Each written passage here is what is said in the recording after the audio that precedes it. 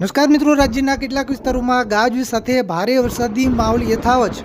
હજુ પણ આગામી 12 કલાક દરમિયાન ભારેથી ભારે વરસાદની મોટી આગાહી કરાઈ છે. કે વિસ્તારોમાં કડાકા ભડાકા સાથે મુશળધાર વરસાદ તૂટી પડશે તેની વાત કરીશું. મિત્રો, આગાહી પ્રમાણે ભાવનગર જિલ્લાના અનેક વિસ્તારોમાં ધોધમાર વરસાદ પડ્યો છે.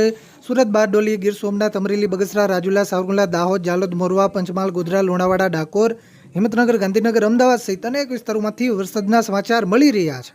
મિત્રો, હવે આગામી 12 કલાક દરમિયાન રાજ્યના કયા વિસ્તારોમાં ગાજવીજ સાથે ધોધમાર વરસાદની મોટી આગાહી કરાઈ છે તેની વાત કરીશું. પણ તે પહેલાં આ વિડીયોને લાઈક કરવાનું ભૂલતા નહીં. આવી જ રીતે આખું ચોમાસું વરસાદના સમાચાર સૌથી પહેલાં જોવા માટે આપણી આ ચેનલને ખાસ સબસ્ક્રાઇબ કરવાનું પણ ભૂલતા નહીં.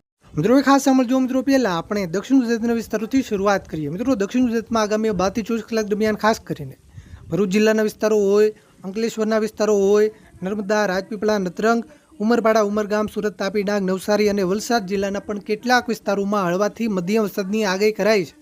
એકલ દોકલ કોઈ એવા ટૂંકા વિસ્તારો હોય ત્યાં ભારે વરસાદ એટલે કે ધોધમાર વરસાદ પણ પડી શકે.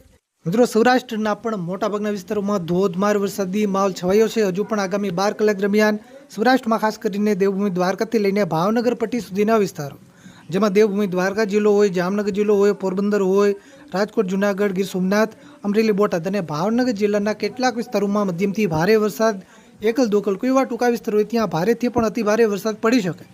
મોરબી અને સુરેન્દ્રનગર જિલ્લામાં હળવાથી મધ્યમ વરસાદની આગાહી કરાઈ છે.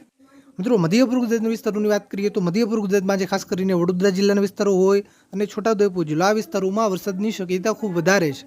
આ વિસ્તારોમાં પણ યલો એલર્ટ જાહેર કરાયું છે. એટલે કે આ વિસ્તારોમાં પણ મધ્યમથી ભારે વરસાદની આગાહી કરાઈ છે.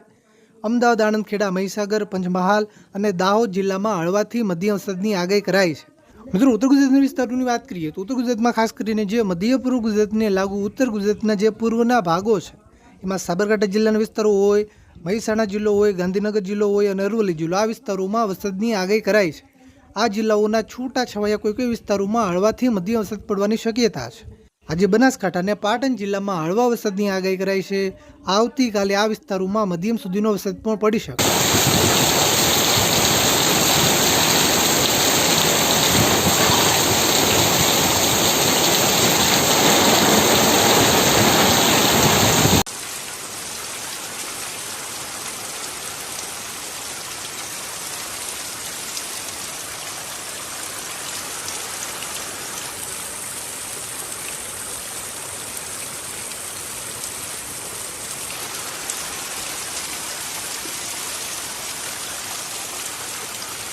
મિત્રો, તમારા વિસ્તારમાં કેવું વાતાવરણ છે, વરસાદ છે કે નહીં, તાપ છે કે તડકો છે, નીચે કોમેન્ટ કરવાનું ભૂલતા નહીં.